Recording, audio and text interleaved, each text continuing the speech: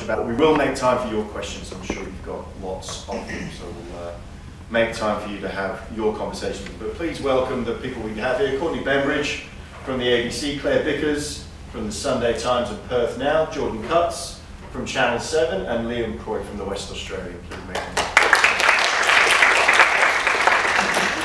Very good of you all to be here. I know it's a working day for all of you. So let's start with you, Courtney. Tell us about your journey. From where you studied, from where they were sat to where you're sat right now. Hi everyone, so I work at the ABC, I do radio, online and television there. I started out here doing film and television, and I did journalism just as an elective. I thought it would be fun.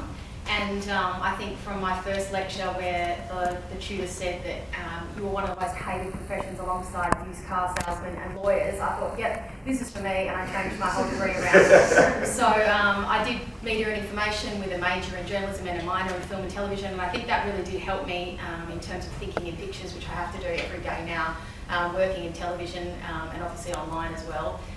So I basically did the 3-year degree, and in my final semester I did work experience. It was a unit that was compulsory at the time, and I managed to get into the ABC, and basically I never left. I just kind of sunk my claws in and slept there overnight so they didn't know I was there.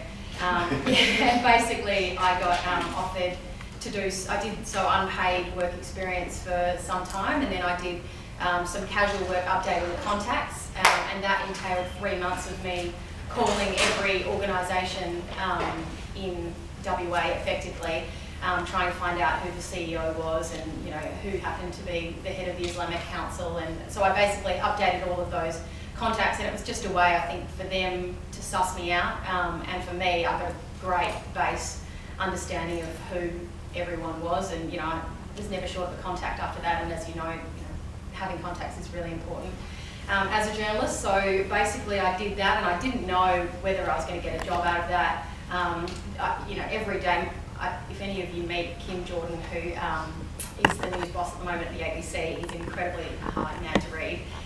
So I didn't know what was going to happen, and every day he'd have a new, harebrained scheme for what I was going to do. At one point I did some work helping out, directing the TV news bulletin. I did a bit of everything, and basically I just said yes to everything.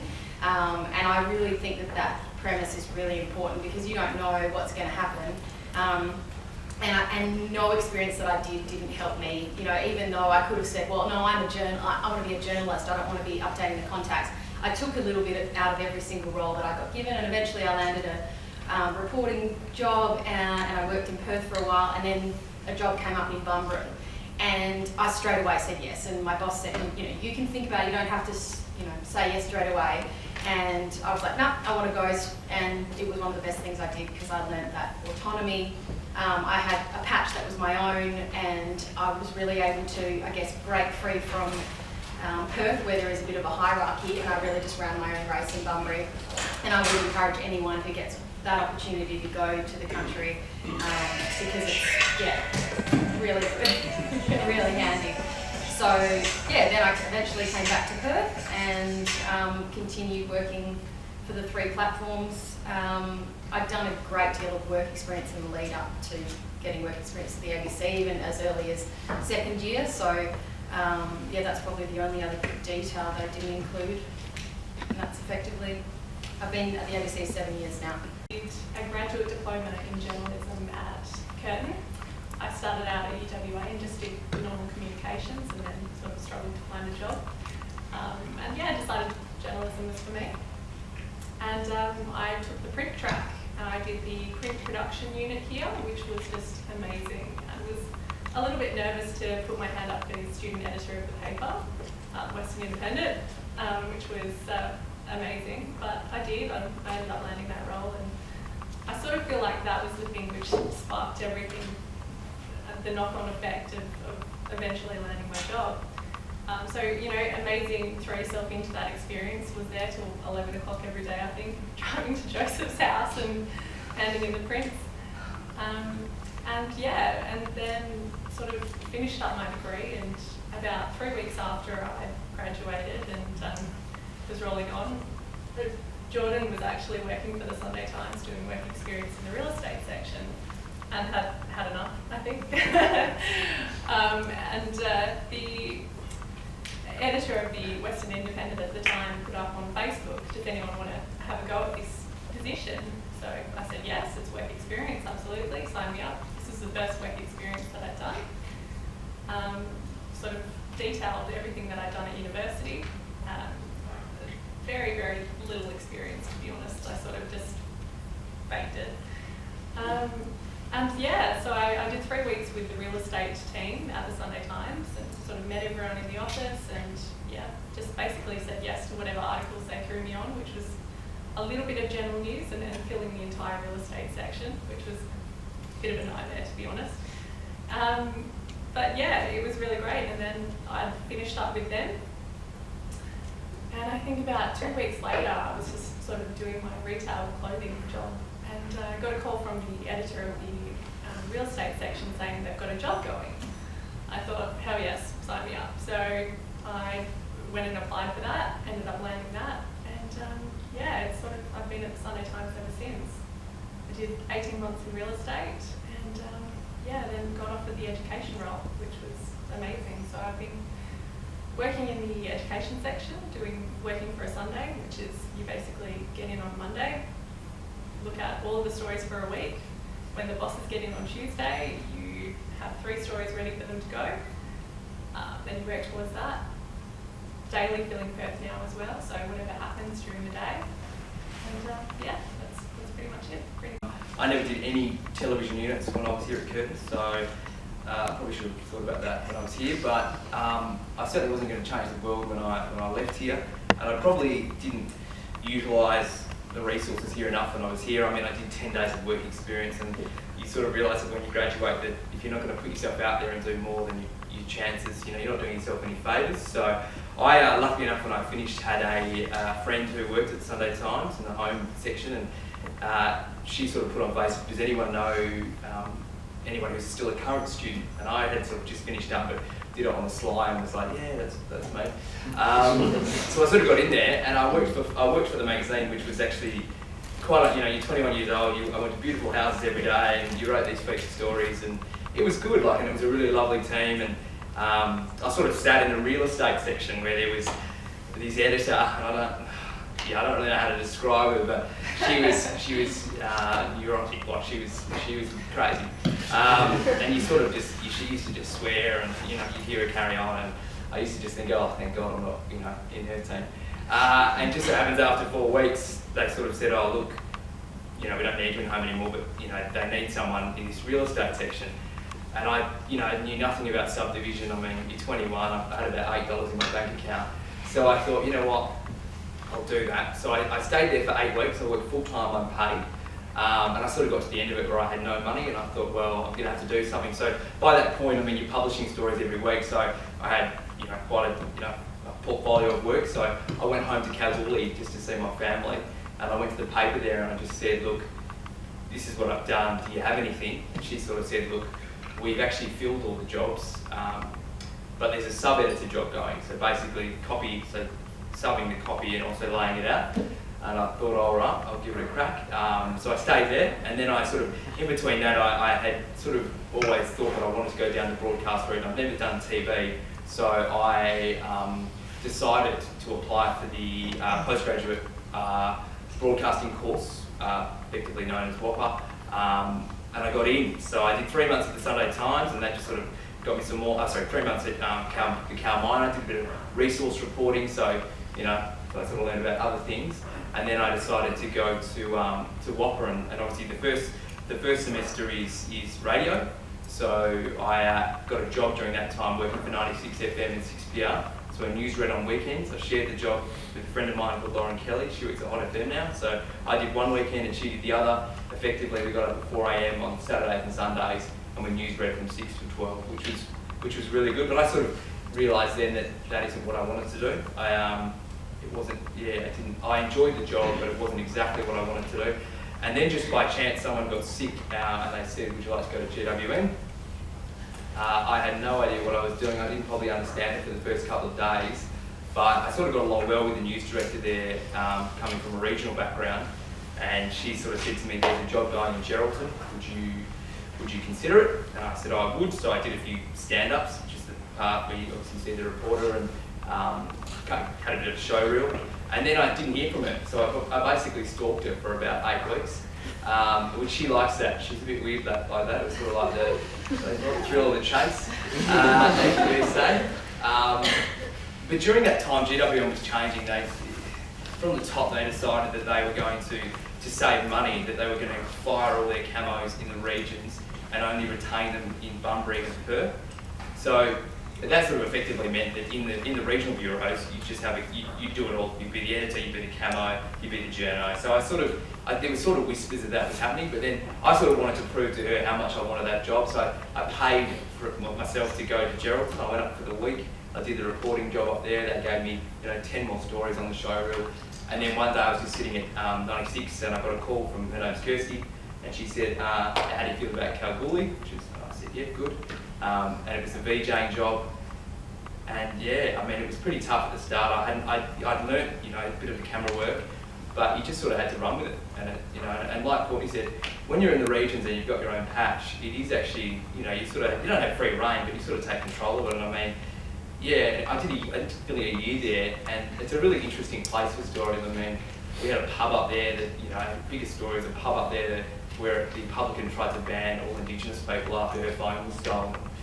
Glenn's father-in-law went missing as a prospector in the bush, and we did a story with him when he was found in hospital like a couple of days later. And yeah, it was a really interesting place. And then I just got a call one day from my boss saying Channel 7 are looking for a new reporter, someone young.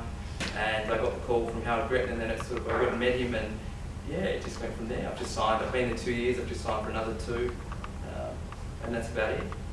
Yeah. I'm a reporter from the West Australian newspaper, and I cover general news. I've been there for about 5 years. I'm still doing a lot of night shifts and early shifts and those sort of things because myself and one other colleague were the last cadets taken on at the West, so there hasn't been anyone else coming up underneath us, which I guess is a sign of the times. But my journey started probably in year 10 when I had a really inspiring English teacher, an American bloke, who towards the end of the year suggested I look into a career in journalism. And I was very inspired at that point. And that's what I put down when I finished my TE, but the problem was by the time I finished my TE, I was a complete bum and didn't really care too much about my career. So I got started at uni anyway. I wasn't that engaged. So if you're really engaged and you've got your arse in gear, then that's an advantage you have over me because I was just sort of going through the motions. And it wasn't until, this is at Edith Cowan University, it probably wasn't until I got some work placement, and I was lucky to get work placement at the West, and at some of the times that I guess the spark reignited, or I thought this might not be so bad. So I got through uni and sort of just went through the motions and got the marks I needed to get, so I didn't take much out of that journey, so I encourage you to really engage. But the work placement was great for me, and I decided, yes, this is what I want to do. I think around that time when I graduated uni, I applied for a cadetship at the West. And I probably went okay in the spelling, grammar, typing parts of that test, but when it came to the current affairs section, I kind of thought, oh, okay, I have no idea what's happened in the last 12 months. I haven't been keeping an eye on the news, and I'm going to get absolutely nowhere near this. So sure enough, I didn't get a cadetship, and they probably had a good laugh at my results. But I applied for community newspapers and got a job there at the Stirling Times in Osborne Park, working under the great Martin Turner up the back there. He was, I think, a sub-editor at the time, or the top sub, so I annoyed him regularly. But I was lucky to get a job at community. At that time I thought, great, I get to stay in Perth, but I later had a bit of an experience in the regionals, and that would definitely be the best way to cut your teeth, in my opinion, is to go out to the regions. But at the time I was very happy to be able to stay in Perth with my family and friends. And I had an editor at community newspapers named Karen Valenti, who you'd probably say was old school in her approach, which was good for me, I think. She was a stickler, and and that meant if I turned up late, she was all over me. So that was what I needed, and I slowly sort of transformed into someone who had their act together. I spent a couple of years at community newspapers. Again, I applied for a cadetship at the West after 2 years, and it was a bit different by then. I'm getting ahead of myself though. So towards the end of my time at Community News, I got a job at the Sunday Times where I was working weekends, mainly night shifts, which was a true graveyard shift, sort of going home at 5 or 6 a.m, going past the bakery when it was opening, so they were good days. So by then I really wanted to try and make a fist of it, so I was working Community News full time and the Sunday Times on weekends, and I also tried to do a shorthand, which was through Community News, a shorthand course to try and give myself some sort of advantage when it came to the cadetship, because I knew you needed shorthand. So I did T-line shorthand, and completed that, or pretty much completed it. Unfortunately, when I did get the cadetship at the West, they made me do Pitmans, so now I just have some sort of half-assed mutant version of shorthand, which doesn't really work, but it may have helped in some way. They might have thought, oh, he's keen, he went and did shorthand. So after about 8 months of doing this Sunday Times on weekends as well, I did get the cadetship at the West. And I remember getting the call. I was in the office with my editor Karen Valenti when I got the call, and I was screaming and everything, so it was fantastic. And it turned out to be, you know, they haven't taken any more cadets on since, so it's sad that they haven't. And hopefully somehow that might change if we figure out how to make money on the internet. But shortly after starting at the West, I got sent out to Kalgoorlie to sort of fill a hole at the Kalgoorlie Miner for a week, and ended up staying there for I think 3.5 months. And looking back at it, it was brilliant. It's not easy being out at one of those regional papers, especially probably the Cal Miner, as Jordan would know, because it's a daily paper, and you're just in a little newsroom with a few people, and you have to fill a paper every day. So that gave me a respect for the regionals, and probably in hindsight that would be the best way. You get your best grounding, I think, going to a regional paper, because you've got more things to be across and you learn more about the experience. Having said that, Community News was fantastic, and I don't regret that at all. But that's basically how I got here. I came back from the miner after those 3.5 months. I've now been in the West for 5 years and absolutely love every minute of it. So I consider myself pretty lucky, having gone from where I was at after school and not really having my act together, to just making it through uni, and then really putting in some hard yards to try and get here, and I'm loving it.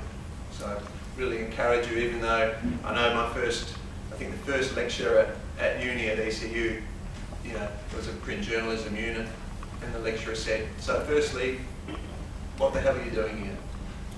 Because there's that belief that print journalism is dying, or it's terminal. But yeah, great career, and I'm absolutely loving it.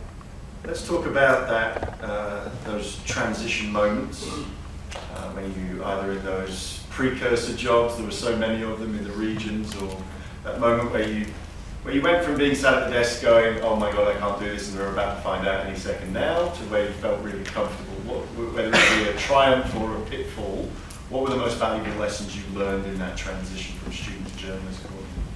I just started full-time reporting, and they sent me to a massive bushfire in 2J. I didn't even know where 2J was. I was starting at 4 a.m. I nearly rolled the ABC car on the way out there on the gravel road, because I was so frantic to get there on time, because I was getting calls. I had no idea, anything about 2J. I didn't even know kind of the lay of the land, what kind of community it was. I had never reported a bushfire before. I was back in those days, and I know it's probably hard for you to imagine, but iPhones weren't prevalent. So to file, often we had to get an old Nokia phone and shove it into like half an earphone, which was called a coupler. You'd shove it in there and you'd plug it into your Marantz. You have to queue up, you might have done a 4-minute interview. You have to find the grab that you wanted to put to air, queue it up, and then get the phone, go, okay, I'm going to play, you go to what's called a lines room, those people are long gone now, and you'd have to play the grab, and then they would record it, and that would be to go to air. Now, it's like, I just record it, I cut it, I send it, it goes straight to the system, it's so easy. But back then, all of those little things were like huge stumbling blocks, and I was just like, I'm not going to be able to do this. I was doing voices for 7 a.m, 7:45, and I'm 20 years old talking to people whose livelihoods have been destroyed. Like, they've lost their homes. Many of them had orchards and farm businesses that were just wiped out by this massive fire. And I was just kind of like, oh, so what's that like? I had no idea. And I just had to do it. Like, it was just one of those things where it was like, there's a deadline, you've got to make it. And I just fumbled my way through it. Everything went to where it sounded fine. And I just had a moment of like, oh my God, like, I am not, it was leading into Christmas. I think it was maybe just after Christmas or just before Christmas. So it was skeleton stuff. So there was just me to do it. And after a while I went there back, it was an ongoing fire. I went every single day. And I got to the point where I was like, oh, everyone's just faking it. Like, everyone's shitting themselves. Like, even the reporters that have been there for a long time, like, what's going on? Where's DFES doing their thing? And I'm like, no, we're all just freaking out. And it's like, in the end, like, I think there is a really good community, particularly in Perth. I know in Sydney and other places are not quite the same, but everyone really does help each other out for the most part. Everyone gets along, so you can go to someone who's been in the industry, and I would encourage you guys to, if you are out on a job, whether it's with a student publication or whatever, go up to a journo and, maybe 1 out of 10 might turn their nose up at you and tell you to go away, but most of them will be like, yeah, what can I do to help you? Because we've all been in that situation, like the amount of senior journos that I sidled up to just to be like, who is this person? Like, who's this minister? I don't know, like, where I am. Because you just get thrust into situations and you never really get, you're never going to feel prepared. Still to this day, I'll get sent out to something and I don't know what's happening. The other day there was a fire in the city and, we just got sent out into this asbestos smoke fire. And it was like, I got a call from my boss on the way there, like, oh, just stand downwind at the fire because, yeah, we don't want you to get necessarily over. I was like, well, there's no downwind, I'm just in the middle of this smoke. So, yeah, I guess that's one thing to remember as well. This job is not glamorous. I mean, one week you might be hooning around the zoo on a golf cart doing a story about orangutans, which is great, but then the next week you might be sitting in court surrounded by criminals waiting for a pedophile to come up, or you might be covered in asbestos smoke, or you might be on the side of the road kind of squatting down on the phone trying to file while writing notes, or standing under a politician's ear, like kind of awkwardly trying to get your microphone. So yeah, it's not a glamorous job at all, but I guess just fake it till you make it, and if you really want it hard enough, you put up with all of that for the wins which come from getting a scoop or reporting on something that I think really matters, and you watch your stories and how they progress, and particularly those ones where you are telling human heartache stories. Bushfire stuff, it's very topical in WA, so there is some satisfaction in the end out of all that kind of, running around with your head, like an industry. I would 100% echo fake it till you make it, and 100% echo that you get to a job site, particularly a bushfire or a shark attack, and just think, what the hell am I doing? How am I possibly going to go up and talk to people who have just lost a loved one, and then, really awful, and you're going to get people who will just tell you to bugger off. But you just have to do it. You have to ask the question, and you have to think, I'm lucky it's me, and it's not someone who is more insensitive. I think just do it, just go for it, and then sort of have you freak out later. In terms of my everyday work, so I do that breaking news for Perth Now occasionally. But in terms of everyday work, I think it was only in the last year that I felt really comfortable in my job. And before that, it was like barely being able to breathe on the way to work sometimes. The stress can be amazing, but think you just have to sort of turn up and recognise that and just do your best. I was not a good writer. I think I've had a lot of help to get where I am today, and it's sort of in the last year not having my stories retopped in the paper has been really, really satisfying to see, like, oh look, my lead made it through. Yeah, I just think you just work on it and you just take the feedback. Don't stress if someone else is doing an amazing job and you think, oh shit, that's never going to be me. Just keep going and yeah, talk to the senior journos. And yeah, don't give up. Once, when I first started NTV, it gave me some advice. It's commercial news. It's not, it's sort of the stigma sometimes that it can be quite a glamorous job, and it's certainly not. I mean, we do a lot of death knocks. I know that's something that you talk about here at uni quite a lot, and as a lot of students, you sort of thought, oh, I would never do that. But the reality is that when you work in television news, commercial, that is what you have to do. We probably do them, you could do maybe 2 a month, something like that. So that's difficult because, so the best bit of advice was, you've got a right to ask and they've got a right to say no. And I think you do your first one and you just feel like, you feel shit, and it's an awful situation because, 24 hours ago, a woman, so 24 hours ago someone's just died, and then you're on their door sort of the next day, asking, the question, if they'd like to say anything or if they'd like to pay tribute. But you sort of, I don't think they get easier, but I think you just sort of learn in a way how to approach them. And, even if you don't even ask, just say, look, would you mind if I even left my card today? And in a week's time, or in, even in a month's time, if you'd like to get a particular message out, you sort of just work with it, you work with it in that way. Or, if you've got enough decency, Facebook nowadays, when there's been accidents, as a media, a lot of media organisers go and just rip down people's Facebook photos. I mean, we sort of have a rule at 7, and not all people have the rule, but if someone has passed away, then we always ask for permission from the family, to use those photos. So sometimes in a way, by going in it like that, they actually sort of appreciate the fact that you've asked them. A lot of the times they'll just tell you to fuck off and you scum, and that's that's the reality. We did a death note once where she just slammed it all twice in my face, but then a week later they actually did the story with us. So sometimes you sort of wish that we would sort of hold back, and we don't, but if you approach it in that's probably one of the toughest parts of the job. On my first day at 7A, Jeff Parry fucking go off his trolley at me. Like, we were at this search, and this was sort of like home from Genevieve, and I thought, I know what I'm doing. And on the first day, I sort of realised Jeff's just on the phone, hammering radio, Facebook's him, he is a bulldog, and that's his reputation. And these guys were missing in the ocean, and it turns out, I think from memory, one of them had passed away, so it all the shit just hit the fan basically, and they're trying to bring, and I had followed them in the car and left the sticks behind, and he's just going off his job, where's the fucking sticks, where's the fucking sticks? And I sort of was like, I don't know, like, go and get it. And then we got in the car, and he sort of just like, sorry about that, mate, and that was fine, like, it's really intense, but... No, he didn't hear it.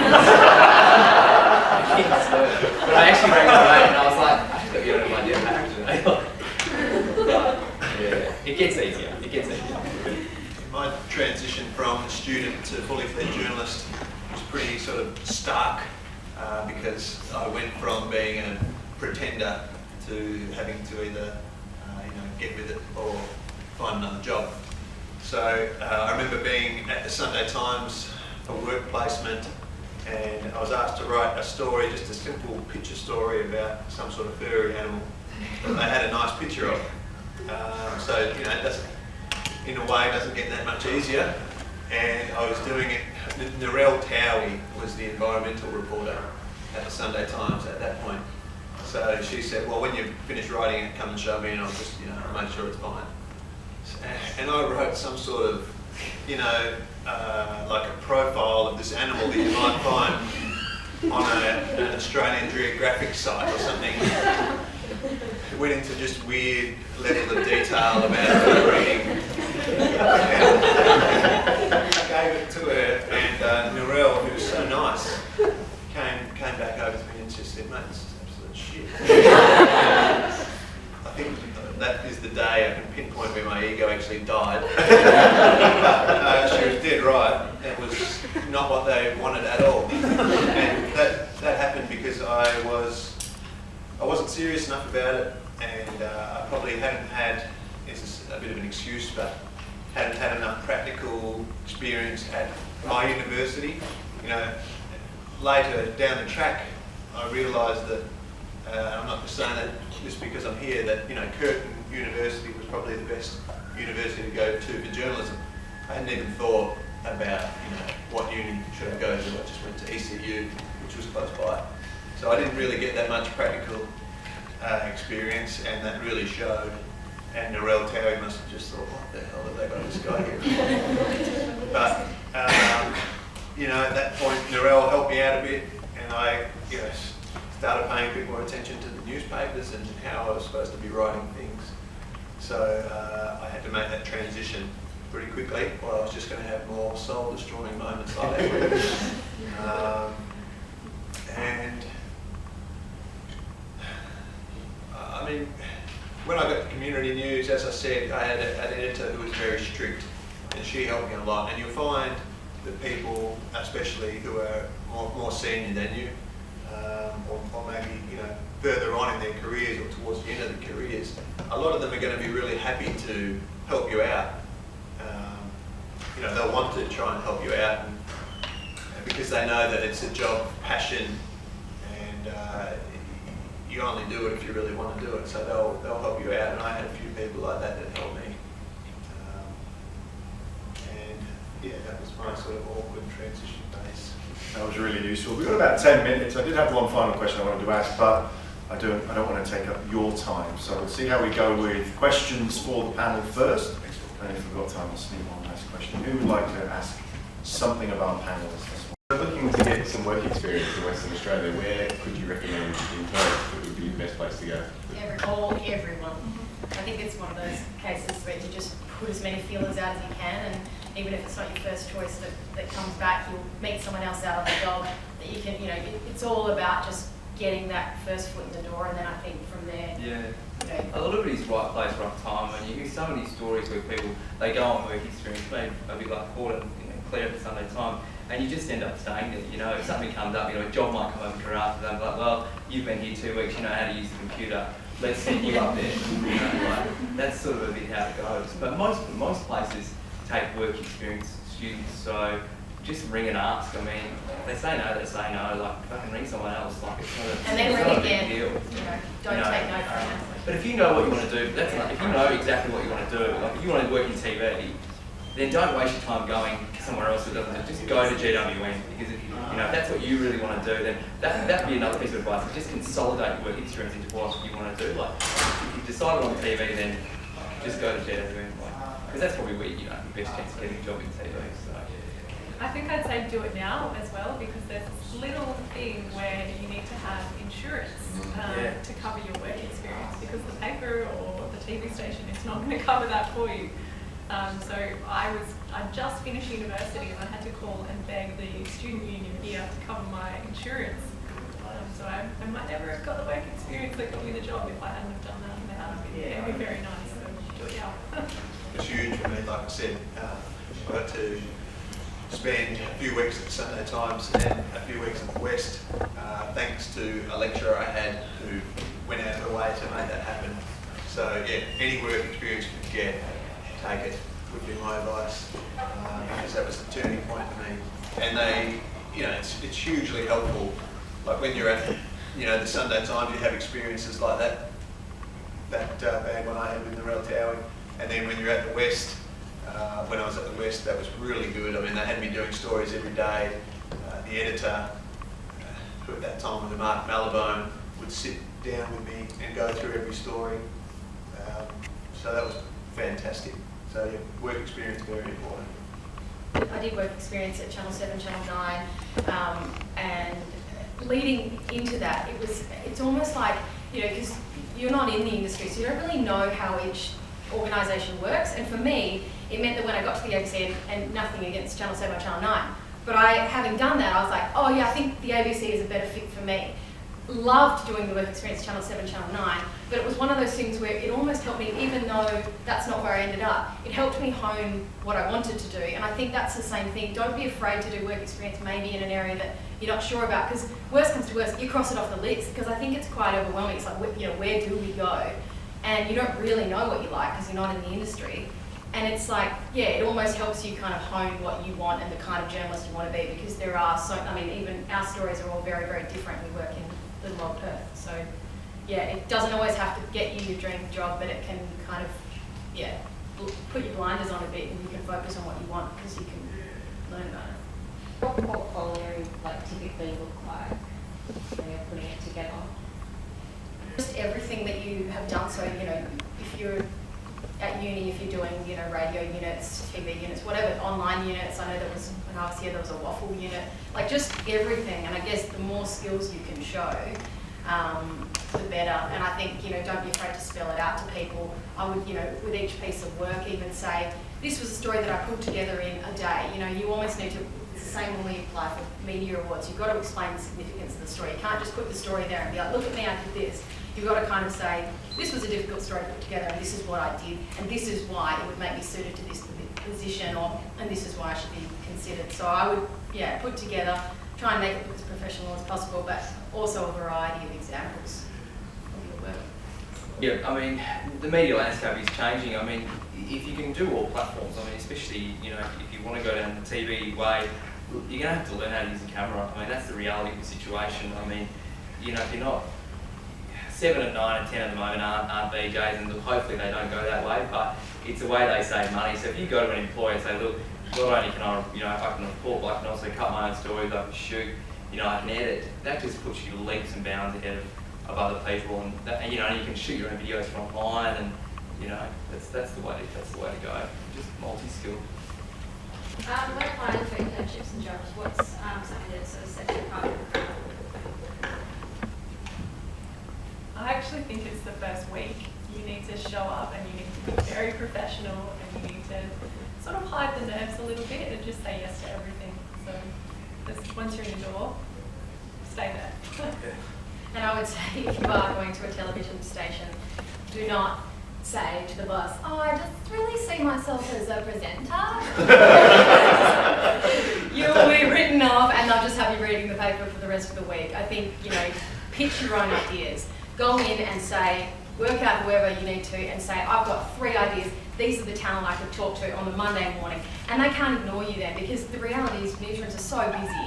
You don't want to just be tottering along after someone watching how they do it, because there is some merit in that, but you can get your own stories up, particularly at the ABC. I know it's a lot harder when you're working in commercial television, but the ABC you can do online radio. We often have work experience students publishing stuff, and there's nothing better than seeing your stuff published, like under the ABC. I think it's really cool if you're still a journalist and you're getting something published on a national broadcaster. So the only way you can do that is you're not going to be handed stories on a platter. You need to pitch your own stories and go in with ideas. And even if you feel like you're being annoying, just keep going. Just ideas are the hardest thing. And if you have a great idea, of course you're going to be supported, but no one's going to think of them for you. When I applied for my first job at Community News, I had the benefit of having done internships with the Western Sun at that time, so I had that portfolio. But one thing I did was, I think it was Matt Ziss, who was the chief of staff there at the time. Who's on the next panel? There you go, the super coach. And I made a point of going into the office in Northbridge at Community Newspapers and to hand my CV to him personally and then try to communicate how eager I was and that I was serious about it. So I think that may have helped rather than just going and putting your CV in, go and have a chat to the boss and tell them that you're really keen. That might get you over the line. Don't email. Don't send emails, because they'll just delete them, and then they can get hundreds of emails. News directors are inundated with emails, so at least if you can make the effort. Maybe they're busy not to go and see them, but at least pick up the phone and do it that way, because I think that just sets you apart from hundreds of other people. So that's a big thing. And while you're there, just ask questions. When you're there, and if you don't pitch stuff, that's fair enough. I mean, sometimes we struggle to pitch stories in the day, but if you, at least when you're there, just ask questions and try to be involved with it. More than anything. If you're applying, don't go to the editor, go to the chief of staff or ask for the editor's personal assistant or whatever. Don't go to the top, they're too busy. Whereas I'd say, probably the same with you, to go to the editor. 'Cause, Okay. I mean, it depends. We have Andrew O'Connor at the ABC as a great point of contact, just sending everyone his way. He's a mentor to everyone, you know, whatever stage you're in. But yeah, I mean, you can ask, like, reach out to someone on Twitter or just get creative. Just get a contact. You know, Jordan, as he said, had a friend and that was his in, and now look at him. You know, it was just that one friend that he utilised, and that's the thing, like, it can be a tenuous link. I chased Deborah Bishop, who worked for Channel 7, chased her down in a cafe because I had to do an assignment on someone, and then she said, of course you can do an assignment, do you want to come on work experience with me? And I spent a couple of weekends just shadowing her around, and it was amazing, and I literally just ran after her after she got a coffee. She was really frightened. Do that. She was like, okay, come, you can come on work experience with me. Well, so please, that was really useful. Thank you.